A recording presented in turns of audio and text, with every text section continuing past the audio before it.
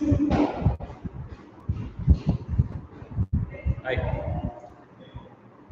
welcome to today's session on entrepreneurial education.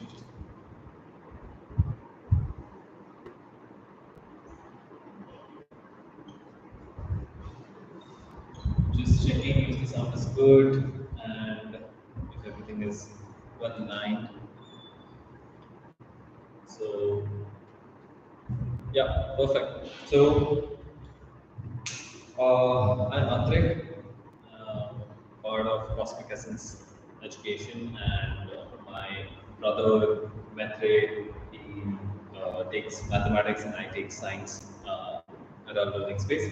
So, the idea that we're going to share today about is about entrepreneurial education, how this philosophy, this grounding, this foundation can actually be an important part of how you live your life, of how your child uh, leads the way in their, in their future, in their career, in their education, in their livelihood, everything, right?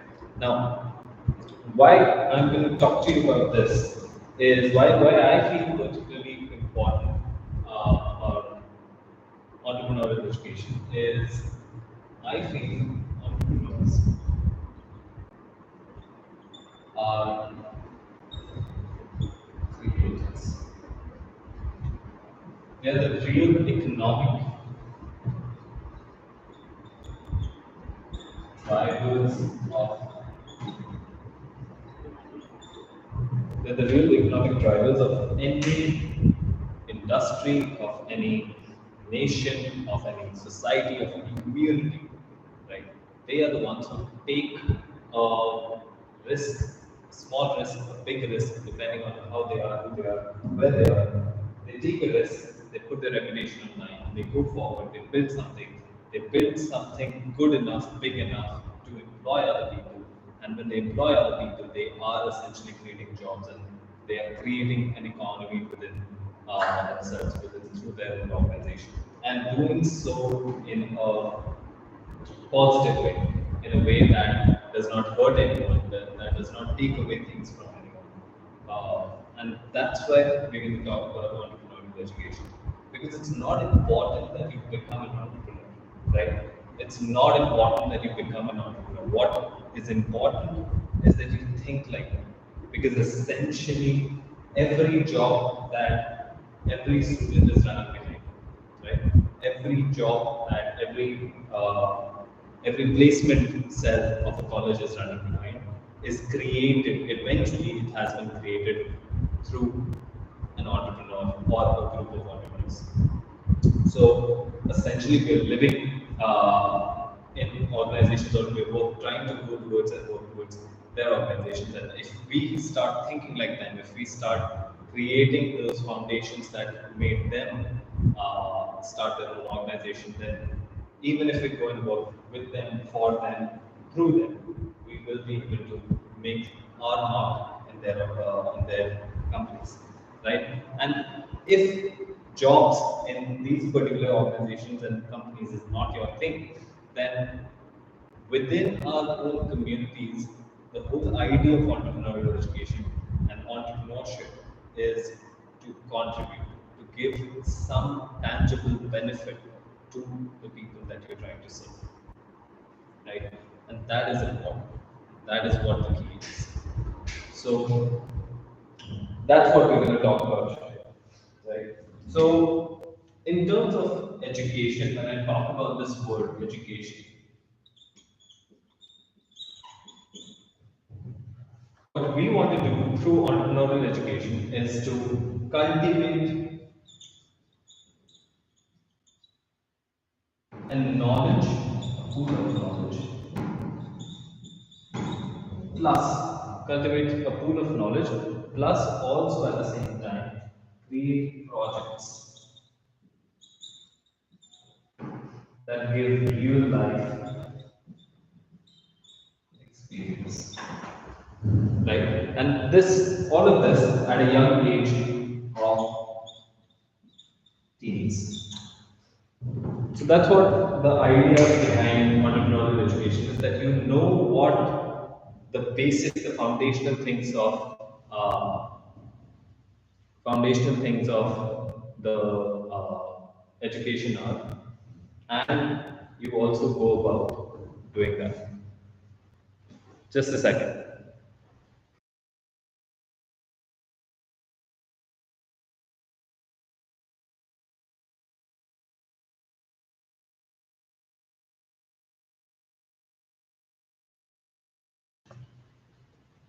Yeah, sorry about that.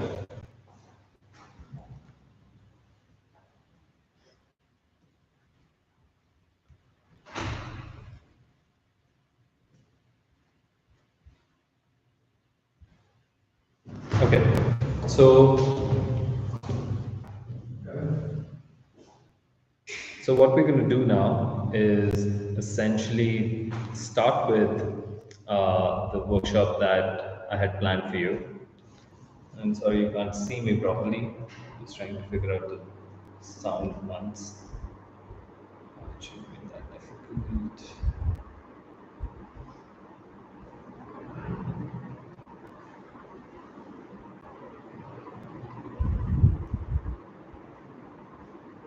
Alright.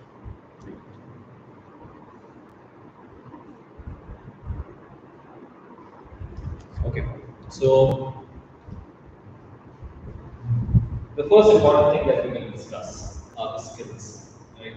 What are the skills that entrepreneurial education tends to build in our students?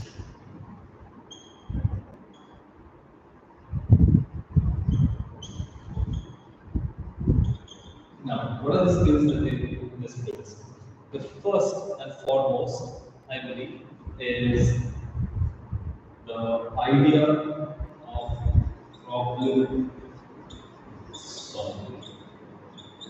And this is the most important part about it again, that this whole idea of actually solving real world problems around them and knowing that they can make a difference, that in itself boosts confidence like nothing else. Right?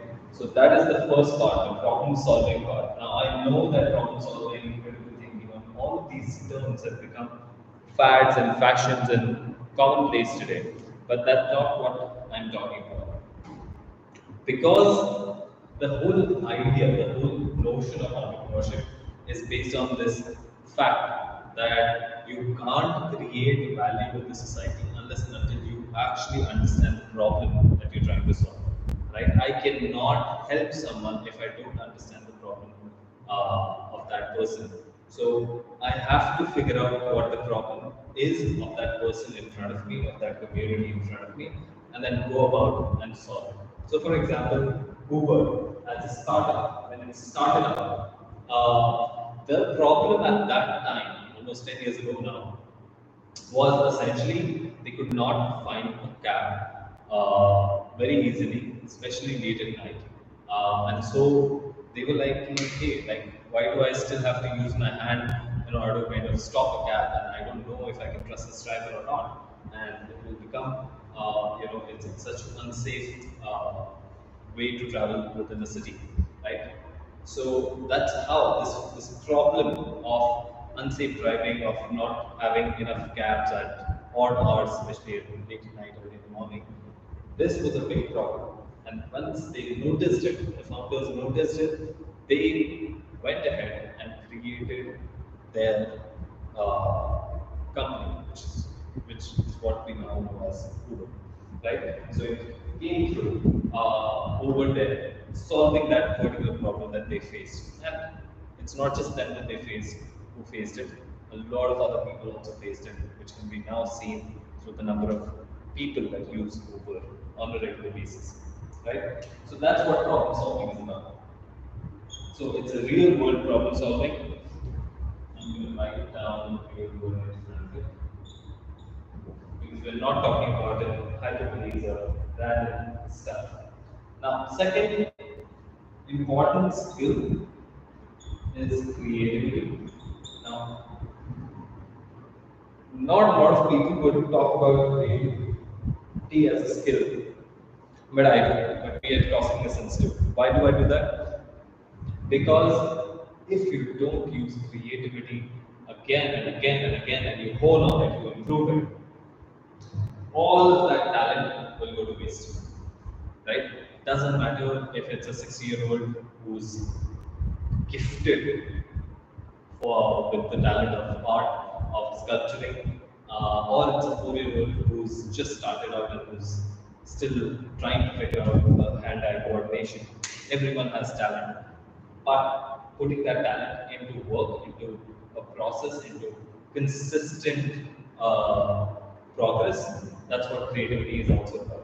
Right? It's not just about thinking of new ideas and creating new things. It's also about practicing that art and taking that forward.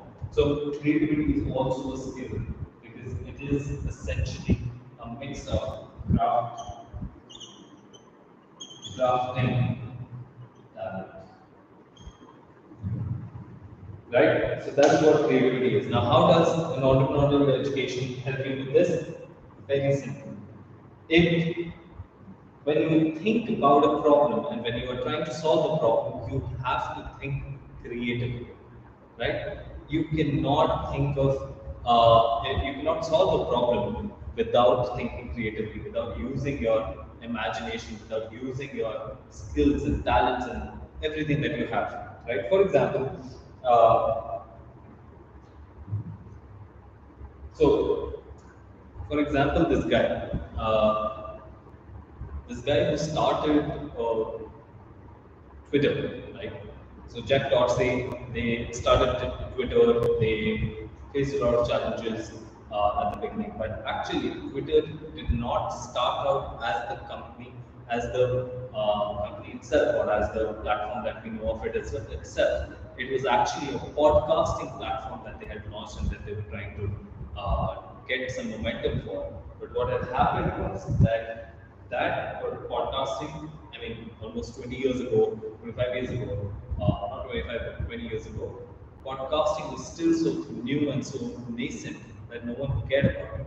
So what happened is a small team within that group with one founder as Jack Dorsey, they decided, okay, this new thing, this new way of communicating with people in an SMS style format online would be a cool social, uh, just a social media platform. So they tried it out, and that's how they started with Twitter. And it totally came out of creativity when this one guy, when Jack Dorsey was just sitting in the park and just decided, or like saw a board and just decided that, hey, we get these SMSs very easily.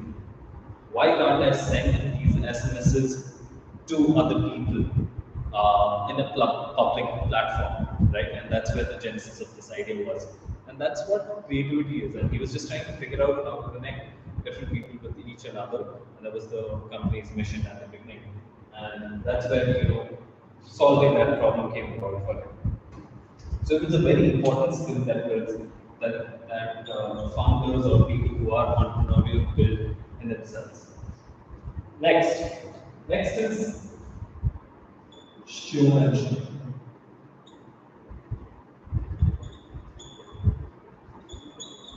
Now, showmanship is about talking about your ideas really well, talking about the solution that you created in a really well mannered way. It's about getting up on the stage and getting other people to agree with you, right? Not coerce them, not force them, but actually agree with you in believing that yes, this is something that they want to care about and they would get help from.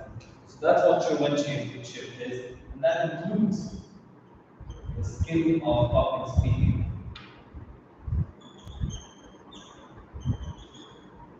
And interestingly, public speaking is one, it is actually the most fearful thing that humans have. So basically, if I go around the room and ask 100 people what are they most scared of, almost 90% of them will come to me with the answer of public speaking. They don't even want to get up and share their name. They're so scared. It's actually more common and scarier than death itself. So it's funny that public speaking being so important, yet most people are scared of it, and that whole fear gets dissolved when you care about a problem that you're solving and that you've worked upon. And because you've worked upon it, you will want to share it, you will want to reach to the right people, and you will talk about it in a very powerful, in a very real way, right? So that's what showmanship is. And it again comes through in their work, it comes through in their personality. And you will see those differences very quickly and very early on. Next is critical thinking. I'm not going to talk about this very much.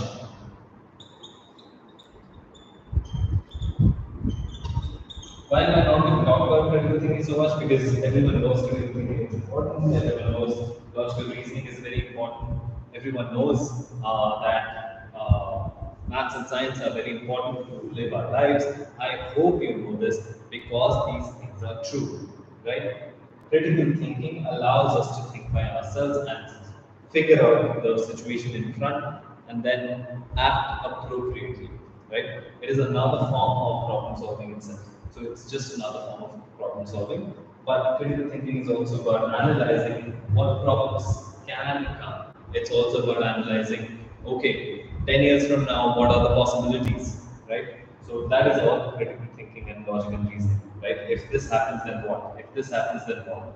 So it's important. It's a core skill that every student, every kid, every child should have. So I'm not going to discuss much about it because it's understood already pretty well. Now, the last one. Again, there are multiple skills that I could never, put down on the board like this. But the last skill that is very important for me is experimentation. And this is the skill. This is a skill that is learned. It's a skill that needs practice, that needs repetition, that needs someone to handhold it. Now, what is experimentation? Experimentation is to improve your life day by day, bit by bit, in a ever forward motion, right? It's not about experimenting like how we do in classes in schools, where you mix one liquid into another and boom, there's a different color. It's not given anywhere. The experimentation actually happens in the labs that we've never been to. These are the labs of the scientists. These are the labs of the people who make these medicines, these chemicals, these experiments that we now use in schools, right? So the actual experimentation happens the trial and error phase, right? So for example, Thomas Edison, and this is a very common story, I hope you know about it. If not, then please indulge with me. Thomas Edison apparently tried and tried to make a bulb, a light bulb, for 10,000 times. 10,000, not 1,000, not 100, 10,000 times. And every time someone would come and ask that, hey, when will you stop? When will you stop? When will you stop? How do you deal with this failure? And his simple answer was this, that I am not facing failure. This is not failure for me. This is me learning that the thing that I tried did not work, so I need to try another thing. But the thing that I tried this time did not work, and every time the 9,999 times that I've tried it in the past have also not worked. So I need to try another go. I need to give it another go. I need to tweak my way of working again so that I can improve and I can create something better. And that's what experimentation is about. Experimentation is knowing what you're trying to do, knowing where you have to go, and trying to figure out different ways, different pathways, different tweaking, different people, different methods, different tools to improve it. So it is continuous improvement. Continuously. Not haphazard, continuous improvement in a a way that you can sustain for your entire life of 50, 60, 70, 80, 90 years, right? Because that's what we are learning about. That's the whole idea of education, something that you learn today that will help you throughout your life. It's not something that you learn today and it will get you a job 3 years later, 4 years later. That's not gonna help you. That's just it's a shortcut that you're trying to take, which is not gonna work out. And most people do that, and most people either don't end up having a job or they fail outright, right? Fail to even pass the exams that's going to come up to them. So, what's important is to build on an education that will take care of you, that will teach you the things, the tools, the mindsets, the skills, the ways of thinking, the community of people that will hold you, hold true, not just today, but it will hold true 50 years later as well. It's not going to change so much. It will change slightly as advances in science and everything changes, but it will not change so much. And that's the whole idea of education. So you can build upon something. Right? So these are the skills that entrepreneurial education offers your child, and offers this world. And a beautiful part of it that comes out is the outcomes, are the outcomes that we see. Now, these outcomes that I'm going to list down right now are difficult to understand. They're not actually difficult to understand, but they're difficult to measure.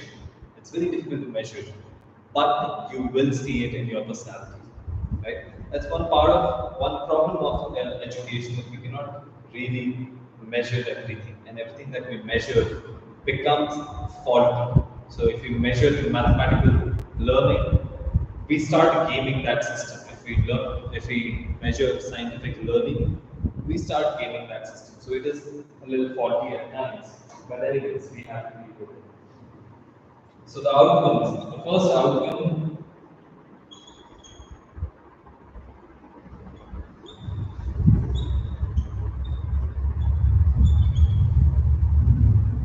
is this.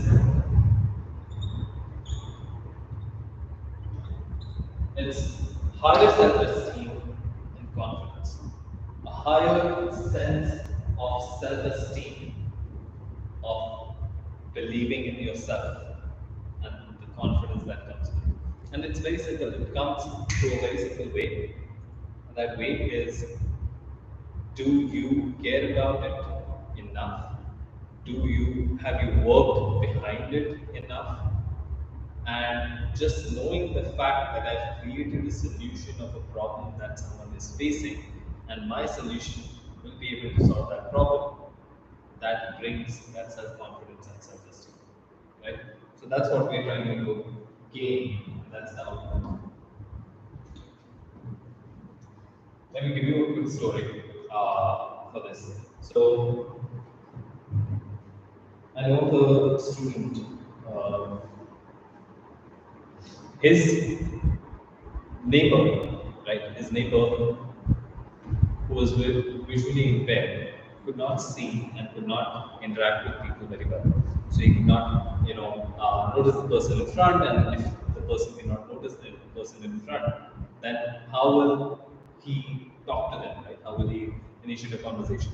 So what this student did was he noticed that, hey, this is becoming difficult. It's becoming difficult for my neighbor to kind of interact with people. And so how do I solve it? He went ahead and solved it for him by using a very simple mechanism. He took a cab with a webcam on it, put that webcam, connected that webcam to his smartphone, and on the smartphone he ran a facial recognition app, right? And then the speaker of the phone would just speak out the name of the person standing in front. And when the first time he put this device on to this visually impaired person, there were tears rolling down the eyes of his neighbor, right? Because suddenly his neighbor realized that, hey, this is now my digital walking stick.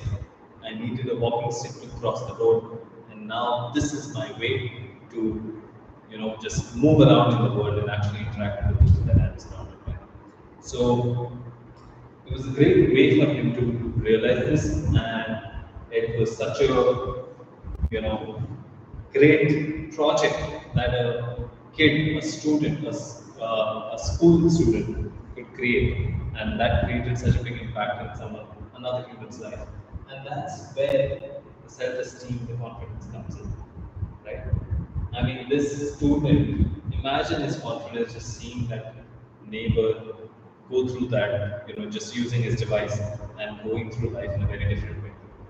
Okay? And that's what this outcome is about. That's what this particular outcome is about. Next is courage. I believe this is very important and it's crucial. Crucial. Why is it crucial? For a simple reason that there are a lot of people who have a lot of talent. They are highly intelligent, right? They have a lot of talent. They are highly intelligent, but they don't do anything about it. They don't take that action. They don't take that next step. They don't take that next leap. And I'm not saying that you be reckless about it. I'm not saying that we need to be stupid about it. We just need to be.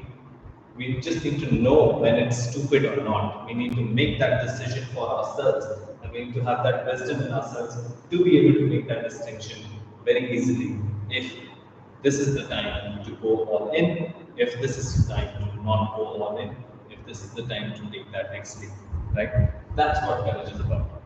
To have the understanding, the wisdom to make a decision, and once you make that decision, to actually go ahead with that decision and execute on what you are trying to do.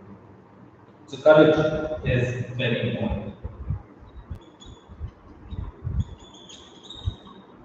Next is resilience. Resilience in a student is extremely important. Again, for a simple reason that if, and every one of us as humans have known that you do have sad periods, you do have low periods, you do have periods when you worry about things a lot, and that's when you have to get out of that zone. You have to bounce back and come back to reality and work again, get back on your feet again, right? And that's what resilience is about. Like, no matter how many times life knocks me down, circumstances life knocks me down, puts me down, I will get back up. Right? Having that confidence, having that courage, having that know-how that I know I can make that contribution to the society that I live in, and that creates resilience, right? So I believe these are amazing, amazing outcomes for any child, irrespective of their background, irrespective of their age. This is something that we should be aspiring towards for as part of the education at large, and hopefully you would agree. The last one that I'm going to talk about right now, because again, just like skills, there are infinite skills, but I'm only talking about the best ones, the ones that I personally believe are most important.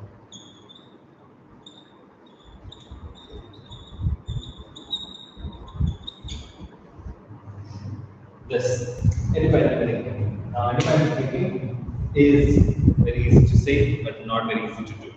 Right? I can say that I'm thinking independently right now, but when actually the circumstances are right in such a way where I actually have to disagree with someone, that's when my independent thinking comes through and shines through. Right? What do I mean by that? What I mean by that is very simple.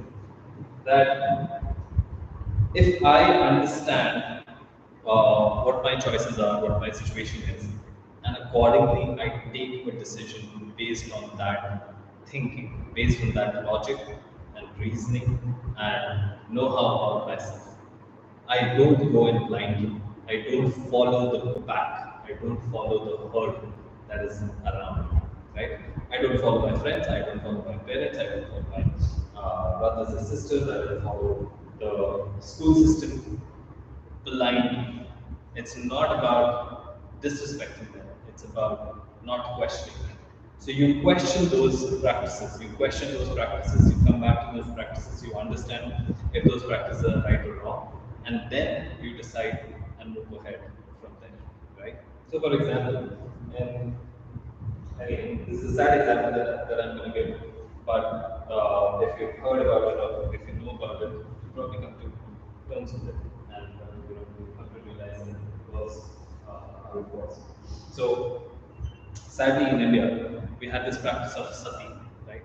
For a very long time, we had this practice of sati, where if the husband passed away for some reason, for accident, or he was in the army and passed away because of that, the wife would also need to get burned along with the husband, right? That was the practice of sati, and it still exists in some parts, in remote parts of India. It probably still exists, but imagine literally throwing away another human's life, and a woman's life, because of this superstitious activities, superstitious uh, thing that we, for decades or rather centuries, we've been practicing. And then suddenly someone comes ahead, right? Someone comes ahead and says, they say that, no, I'm not going to do it. And I don't believe that this is true. I don't believe in the idea of karma. I don't believe in whatever religion that this practice is in. And the moment you do that, you you are using your own independent thinking, and that's where you are starting a new change, a new line of thinking for other people to follow as well. So that's what independent thinking is, right? Someone would have started that. Someone would have said way back when that, hey, this is wrong, we should stop it. And that's why today we don't hear about these instances where other, like, women, widowed women are just getting born out of no reason, out of just religious practices. And, if we did not have that idea, we would never have gone through that. The same example is applicable in so many different areas in our life, right? I mean, the slavery, and in fact, even independence of India, right? We were also slaves at one point. We had to come out of that slavery through independent thinking. Someone in our nation said that, hey, we're done being slaves. That is independent thinking, because everyone else, including the Indians, still think that we're slaves and we don't have an out, we don't have a way out of it. But this one person or this group of individuals, they come and say, I think we're done. We're now getting out of this slavery. And that's how it starts, right? So that's what independent thinking is. And entrepreneurial education, entrepreneurship, just knowing that you're going to solve that problem, knowing you're going to contribute in a massive way, that actually helps create that, it strengthens your courage. And if it strengthens your courage, you'll be able to stand for your own independent thinking, right? So this is a huge, huge outcome out of it. Now, before I continue forward, I want to quickly tell you about me and Cosmic Essence, because I believe I've talked a lot about the topic of entrepreneurial education, but I've not told you who I am. So I'm a trader. I teach physics to 11th and 12th standard, and to 9th and 10th I teach the whole of science.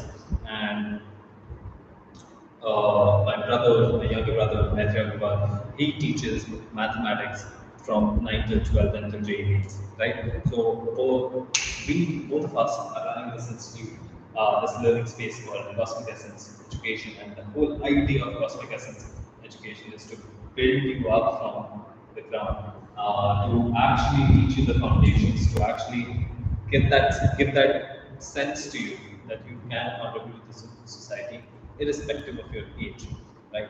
So the idea of entrepreneurial education is not just theoretical, but we will be bringing about different aspects of it. throughout our program, as well as in our classes, as well as different events and activities that we'll be doing internally. So we are teaching 9th till 10th till 12th, sorry. And we're doing CBSE, IGCSE, and IB boards. Right? So these are the major things that our batches are starting soon.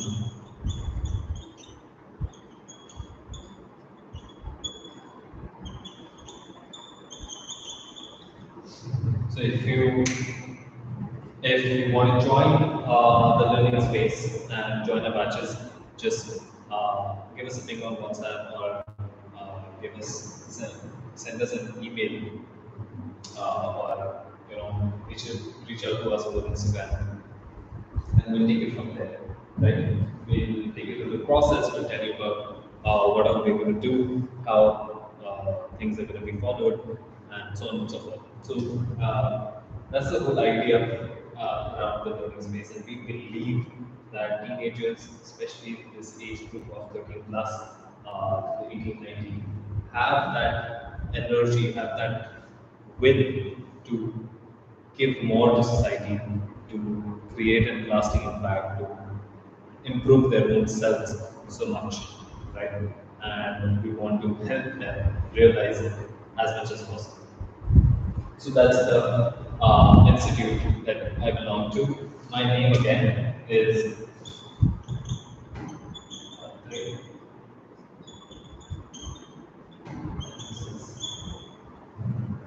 brothers. All right. So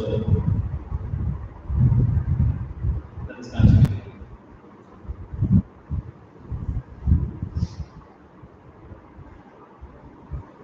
All right. So the next thing that I'm going to quickly cover today is going to be around mental models, or rather, I would say, is ways. Now, there are a lot of mental models out there, and just to give you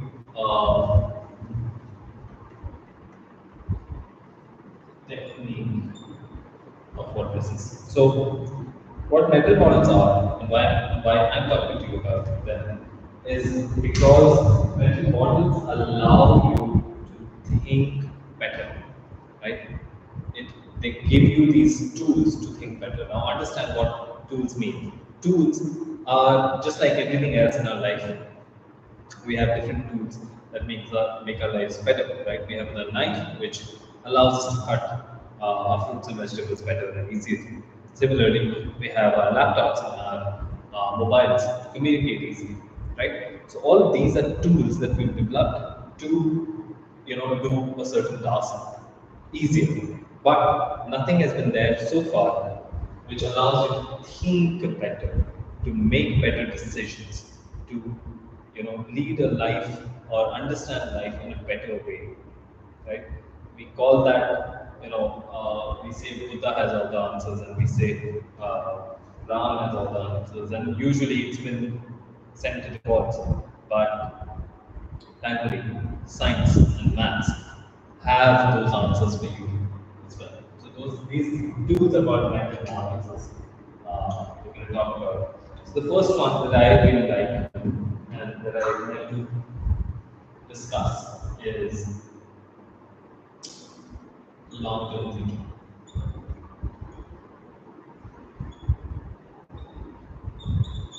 This is a great framework. It's a great way to think and very applicable to you. Now, why am I talking about long-term thinking? Because it allows you, it gives you a frame of reference as to how you should be deciding in the short term.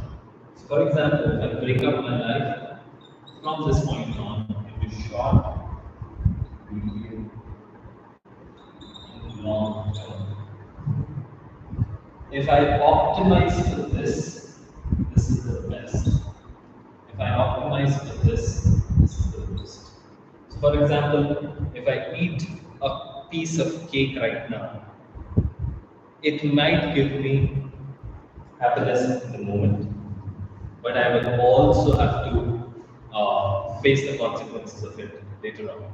Maybe 3 days, 5 days, 7 days, 10 days, a month later, I will feel that weight added on to me. Right? So I'm eating a cake, but I'm also not exercising. So all of these piles up. So that's what long-term thinking is. Long-term thinking is what decision should I make today that will help me 10 years down the line, that will help me 50 years down the line. Right? So, what decision can you take today that will help you in your career in 5 years, 10 years? Right? That's what long-term thinking is. That's what we're talking about. So, long-term thinking, again, Amazon's CEO Jeff Bezos, he regularly talks about long-term thinking as a very important concept for them, right? Whatever they do, they're actually 5 years ahead, 10 years ahead of almost everyone around us, right? Whatever they're thinking about today is going to happen 5 years later for us as usual human beings who don't know the advancements and what they're thinking and so on.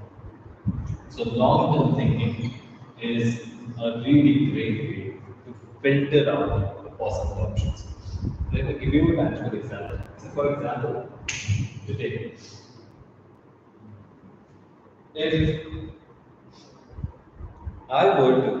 if I were to, you know, if I had to travel abroad to say Delhi, right? What is the best possible option for me today? It's probably a car, right? It's probably a car. Now, the car, although it's the best possible option in terms of time, in terms of efficiency, in terms of the convenience of it is also tiring my body. It is also the most tiring for my body, and it is also the most riskiest, right?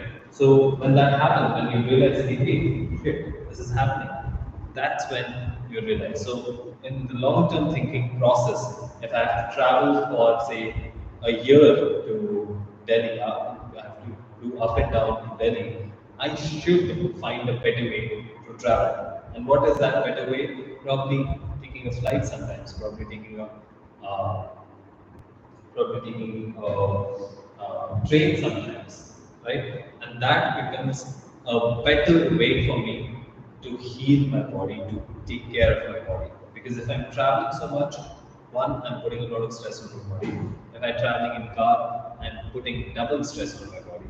But the moment I look at the time frame that I have, that hey, like I need to travel for a whole year, and I can't do this for a whole year. Once in a while, it's still possible, but for a whole year, it will become super difficult. And by the end of that year, my body will be really weak and it will be really unhealthy. So it's better that I take a better decision today, which is to either travel by flight or by train. And after 1 year, I will still feel refreshed, and I won't have this lethargy and all the different body aches that I might get in 1 year. Right? So that is long-term thinking, which is not easy to come. It's not easy to come. It might seem that it's a common practice, but it's not. Funny. Next, evolution. And it's also called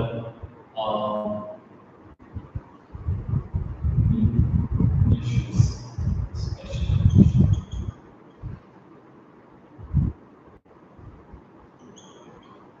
Now, this comes directly from science.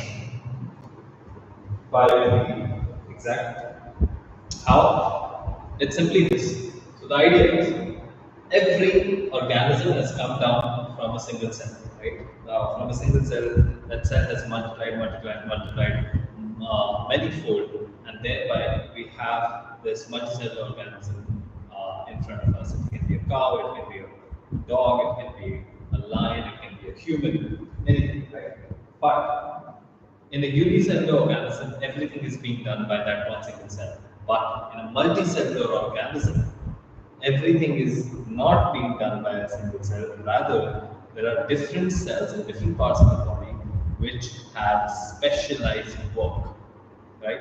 Which have specialized work. And that specialization is what this is about. That as something evolves, specialization comes to be, right? And that something can be anything, anything that matters, right? For example, in society, we went from hunter gatherers to hunter gatherers and agriculturists to hunter gatherers and agri and factory workers, right? And now we are, I don't know, we're doing CA, we're doing engineering, we're doing computer engineering, we're doing AI engineering, and so on. There's so many specializations.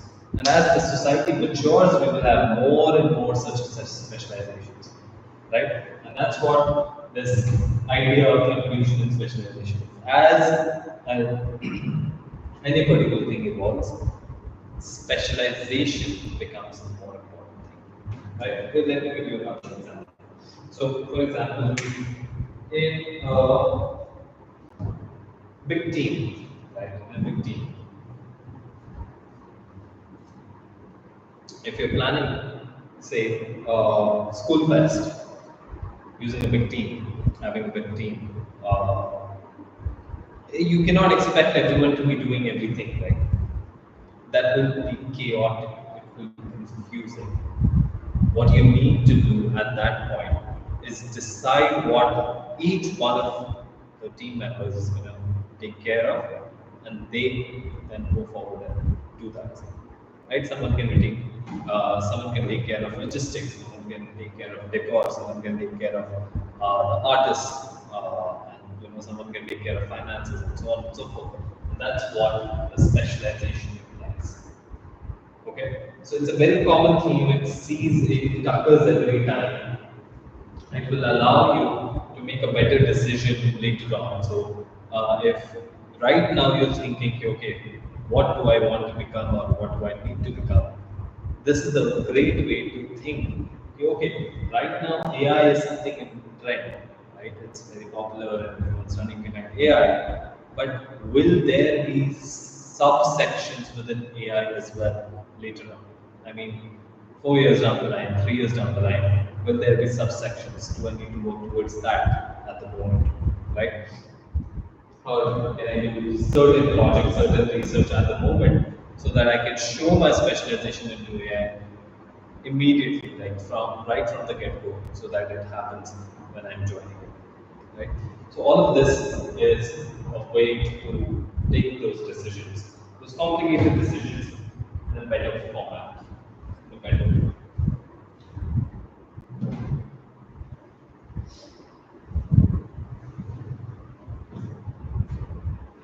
All right, last one is optimizing. And optimizing is a mathematical concept. Basically, the idea is that everywhere that we go and we use maths, or even if we don't use maths, we have different variables, usually time and money, and qualities, of course, right? Time, money, quality. If we have these three variables, then we need to optimize for it. We should not be paying very low price and get a really bad quality work. We need to get all of them aligned so that we pay decent amount of money, which is cheap, but also not too expensive, and we get the project in decent amount of time, not very long or not very short as well, right? So decent amount of time, and we have good quality, right? Good quality work done. It should not It may not be the best that's possible, but it's also not the worst. So that is all optimizing. So in life, optimizing is a great way to just think of a particular situation, right? Think of a particular situation in an optimizing way. So if I want to buy a new, uh, I don't know, if I want to buy a new car, right? The buying options is very optimized, right? You have money, you have finite time to do that research, and you have the thing that you need to buy, the quality of the thing that you need to buy, right? So if I need to go and buy a car, I probably look at the quality. Like the most important thing for me are the quality and the price. So if my budget is about 5 to 6 lakhs, then I need to see what are the possible options in that category. And within that category, what are the best features that I can get? What is the best quality car for safety? What is the best quality features that I can get in that? What are the what are the I don't know what are the other perks that it has in terms of mileage, in terms of AC, in terms of speakers and all of those things. So if I can figure all of that out, then I have optimized it. So I have the best car in the range that I have, the money that I have, right? So I've optimized both of those together. So that's where we're optimizing, right? So that is a very important thing. So you optimize your time, you optimize your productivity, you optimize your studying habits and patterns. That's all very important. So that's crucial, right? All right. So that's about mental models. The idea of telling you these mental models is simple. That entrepreneurial education is not just about it's not just about understanding the world around you in a theoretical way. It's actually about understanding the world about you really well so that you have these tools ingrained in your head and then that you can go and apply, right? You can go and apply in certain situations to help others in order to make a better decision or to help yourself make better optimized decisions every single time, right? Sometimes you might have to make a decision between, I mean, you don't have a lot of money, but you still need to get somewhere very fast. How do you do that? Right? So you decide based on your situation. Okay, what is really valuable? Is it valuable for me to reach there on time? Then I should be able to pay more money. Right? So that whole idea is about taking decisions in such cases. That's all entrepreneurial education in real life. So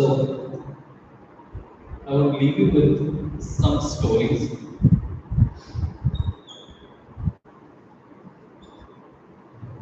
Just one or two stories that I personally love. So Oyo got started as this hotel platform that we now know and experience it every day. I mean, not every day, but quite often if you travel. So Oyo was started by Ritesh Kumar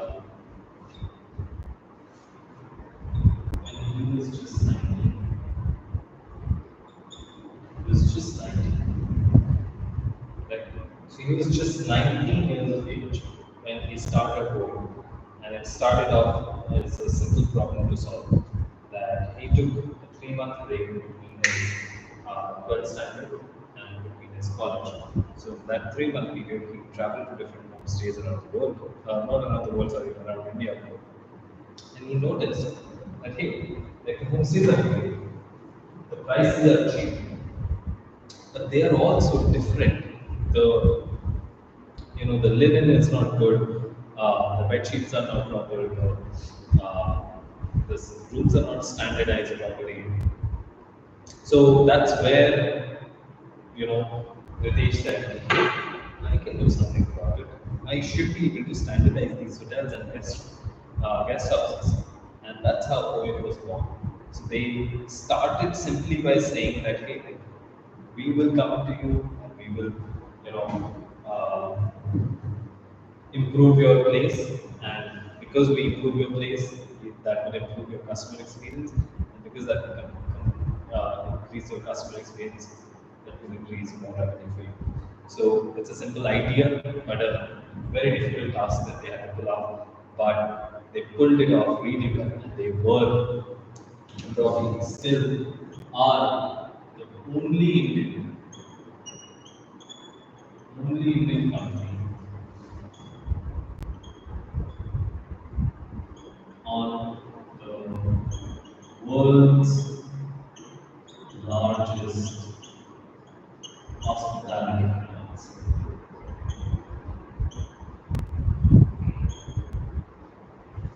They're number 14 on that list.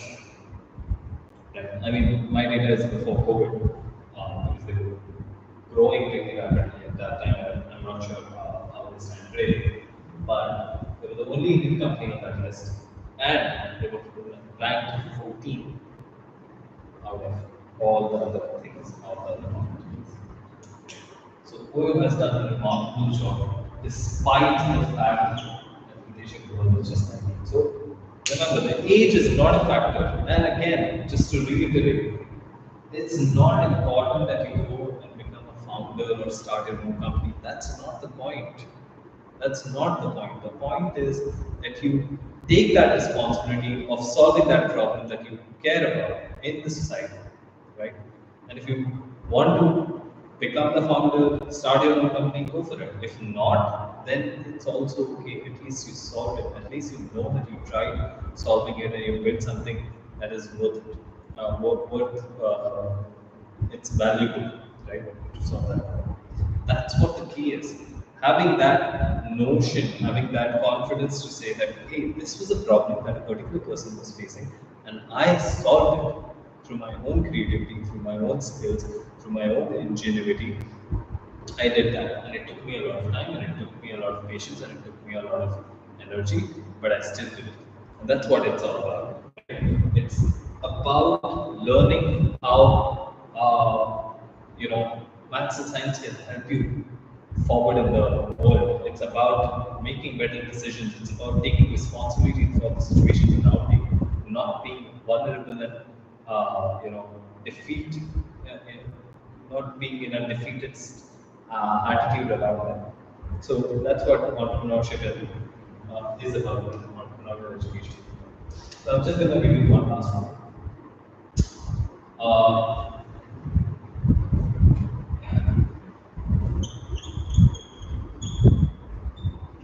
So I'm not sure if you've heard of this company, but it is newer company. So OYO was, because this was almost 4 years ago, 4 or 5 years ago that OYO started, probably more. I'm not sure. But then they started very recently around 2021, if I'm not wrong, and the founders are just 21, 22. I mean, when they started, they were just 21, 22. And again, you see that the age is not a factor of what they've created. This is probably around $1.4 billion today, right? It's not about what you know, it's not about how much you know, it's about the decisions that you take, the way that you take those decisions. Do you have that confidence in you? Do you have that independent thinking to be able to stand up and say that, hey, this is what we're going to do, this is the direction that we're going towards, and this is how we're going to do it. If you're ready, get on board. If you're not, it's okay, right? So that's what I'm trying to tell you through these stories. I'm not saying that you have to create the next story or you have to start the next Zepto. Zepto is actually a new startup that has just started out very recently. It is doing really good. Everything else has actually come after it. They started the 10-minute delivery system in India, and now everything like Blinkit, Swiggy, Instamart, and I don't know what else is there. But like yeah, all of them are just copying it like 10-minute deliveries everywhere, right? So they kind of pioneered it, and everyone else is kind of following charge. But they knew that this was a problem that people faced, right? Maybe not so much in Jaipur and other tier 2 cities, but in tier 1 cities, it was a problem, especially when everyone is working in the family. then it becomes a problem to go out and buy stuff. Or last minute deliveries are a pain for them, right? A boon for them, sorry for them. So that's the idea. So I want to leave you with this whole notion that entrepreneurial education is the way forward, and that's the only thing that's not going to change in the world, right? That's the only thing that's not going to change. Entrepreneurs create change, and entrepreneurs will not be changing. The value of entrepreneurs is always going to be there, and it's not about you starting your own thing. It's about you thinking like an entrepreneur, which is what matters, right? So we at Cosmic Essence, we want to help you with that journey. We want to teach you in a way that maths and science should be taught from the ground up in a way that helps you for the next 30 years, 40 years, 50 years of your life.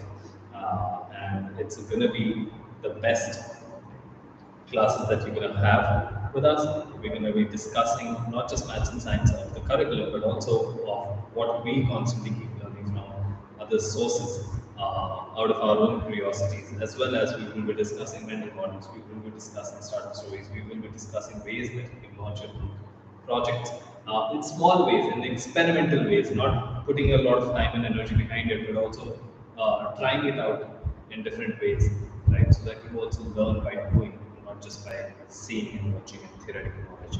So if you're at all interested in learning in such a way, in a different way, then please do join us. Uh, you will find us through Instagram, through YouTube, through WhatsApp, through email. So reach out to us through those mediums, and we'll get back to you as soon as possible. Right? I'll see you soon the next time. Bye.